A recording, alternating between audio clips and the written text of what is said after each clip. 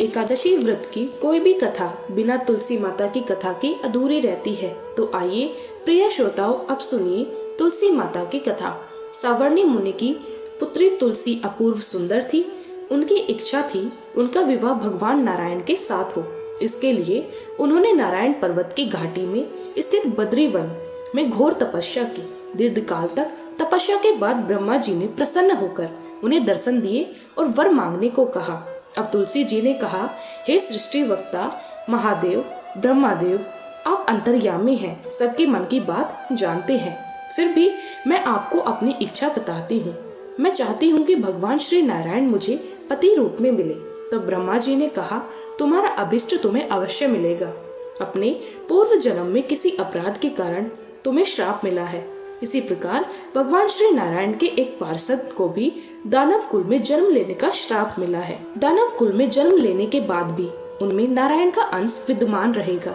इसीलिए इस जन्म में पूर्व जन्म के पाप के शमन के लिए संपूर्ण नारायण तो नहीं, नारायण के अंश से युक्त दानव कुल में जन्मे उस शापग्रस्त पार्षद से तुम्हारा विवाह होगा। शाप मुक्त होने के कारण भगवान श्री नारायण सदा सर्वदा के लिए तुम्हारे पति हो जाएंगे। तब तुलसी जी ने श्री ब्रह्मा जी के इस वर को स्वीकार कर लिया, क्योंकि मानव कुल में जन्म के कारण उन्हें मायावी भोग तो भोगना ही था। अब तुलसी बद्री वन में ही रहने लगी। नारायण का वह पार्षद दानव कुल में शंखचूर्ण के नाम से पैदा हुआ। कुछ समय के बाद वह भ्रमण करता हुआ बद्री वन में आया। यहाँ तुलसी जी को देखते ही वह उन पर मुग्ध हो गया। तुलसी जी के सामने उसने अपने साथ विवाह करने का प्रस्ताव रखा। इतने में ही ब्रह्मा जी वहां आ गए और तुलसी जी से कहा, तुलसी, शंखचूर्ण को देखा, कैसा देवोपम इसका स्वरूप है। दानव कुल में जन्म लेने के बाद भी लगता है मानो इसके शरीर में नारायण का वास हो। तुम प्रस्ताव को सहज स्वीकार कर लो। तुलसी जी को भी लगा कि उनकी तपस्या पूर्ण हुई, उन्हें इच्छित फल मिला है।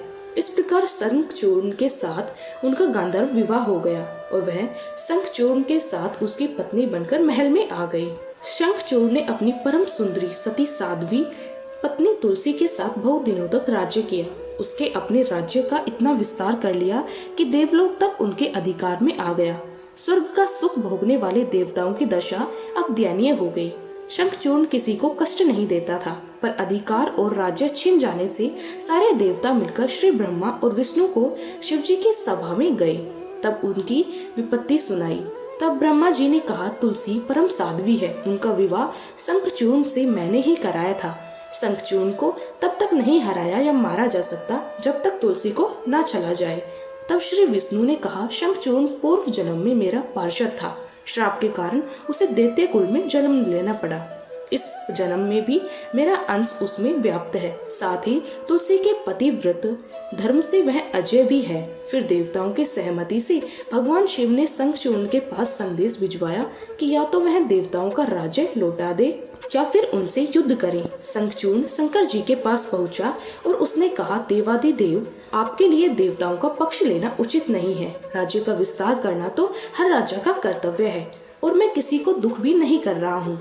आप देवताओं से कहिए कि वे मेरी प्रजा होकर रहे। मैंने आपका भी कोई उपकार नहीं किया।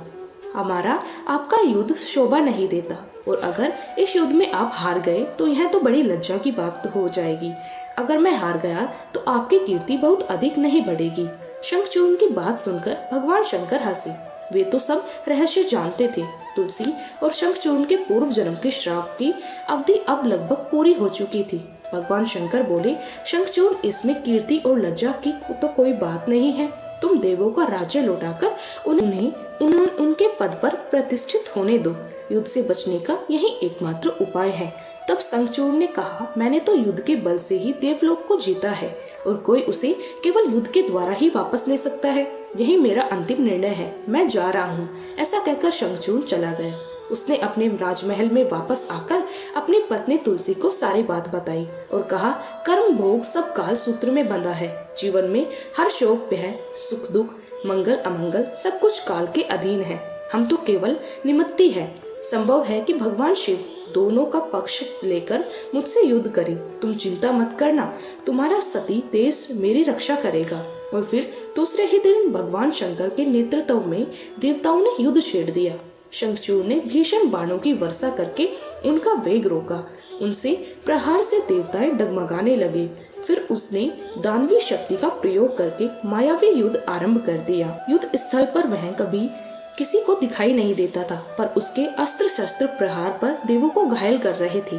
देवगण अपने अस्त्र चलाए भी तो किस पर चलाए, क्योंकि कोई शत्रु सामने था ही नहीं। कई दिनों तक इस तरह भयंकर युद्ध चला। शंखचूर्ण पराजित नहीं हुआ। तब भगवान शिव ने श्री विष्णु से कहा, हे हरि, कुछ उपाय करो, अन्यथा मेरा तो सारा यश मिट्टी में मिल जाएगा। भगवान श्री विष्णु ने सोचा, बल से तो शंखचूर्ण को हराया नहीं जा सकता, इसीलिए अब छल का सहारा लेना पड़ेगा। उन्होंने तुरंत अपना स्वरूप शंखचूर्ण जैसा बनाया और अस्त्र शस्त्र से सुसज्जित होकर वे महल में तुलसी जी के पास गए और बोले, प्रिय, मैं युद्ध जीत गया। सारे देवता भगवान शंकर समेत हार गए। इस खुशी में आओ, मैं तुम्हें अंक से लगा लूं। पति को प्रत्यक्ष खड़ा देख और विजय का समाचार सुनकर वह दौड़कर मायावी शंखचूर्ण के गले से लिपट गई। इस प्रकार पति दोनों ने आलिंगन होकर खूब आनंद मनाया। इधर पराये पुरुष के साथ इस प्रकार के व्यवहार से तुलसी का सती तेज नष्ट हो गया। उनका सती तेज जो शंखचूर्ण के कवच के रूप में रक्षा कर रहा था, वह कवच नष्ट हो गया। अब युद्ध के मैदान में इधर शंखचूर्ण शक्तिहीन हो गया। यह जानते ही भगवान शंकर ने अपने त्रिशूल से उस पर प्रहार किया। त्रिशूल के लगते ही शंखचूर्ण जलकर भस्म हो गया। शंखचूर्ण के मरने के जानकर अब श्री विष्णु अपने असली स्वरूप में आ गए। सामने अपने पति शंखचूर्ण के स्थान पर भगवान विष्णु को खड़ा देखकर तुलसी बहुत आश्चर्यचकित हुई। अब उन्हें पता लग गया कि भगवान नारायण के साथ छल किया गया है। तब क्रोध में आकर उन्होंने श्राप दिया कि एक सती स्त्री का सित्व भंग करने के अपराध में आप हृदयहीन पत्थर हो जाओ।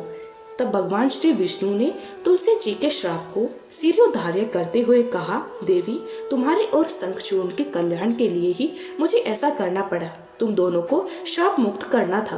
तुम भी अब शरीर त्याग कर तुलसी बिरवा के रूप में जन्म लोगी और मेरी पूजा तुलसी दल से होगी।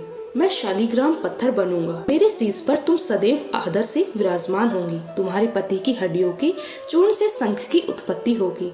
उस शंख ध्वनि से देवताओं और मेरी पूजा आराधना होगी। जहाँ शंख ध्वनि होगी वहाँ सदैव मैं मंगलमय विराजमान रहूंगा।